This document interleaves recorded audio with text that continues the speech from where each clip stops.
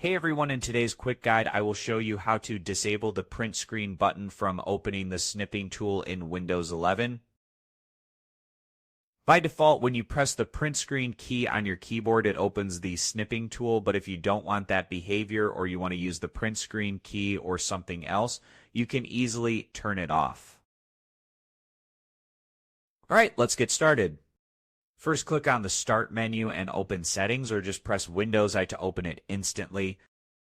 Now in the Settings window, click on Accessibility from the left-hand menu. Then scroll down and select Keyboard under the Interaction section. Scroll again until you find the setting called Use the Print Screen button to open screen snipping. If the toggle is turned on, just click it to turn it off.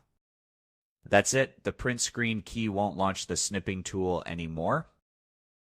You can still take screenshots using other methods like Windows Shift S or use third-party tools if you prefer. If you ever want to re-enable it, just come back to the same setting and turn the toggle back on. Alright, that's it for this quick guide. If you found it helpful, leave a like and subscribe for more Windows 11 tips. Thanks for watching, and I will see you in the next one.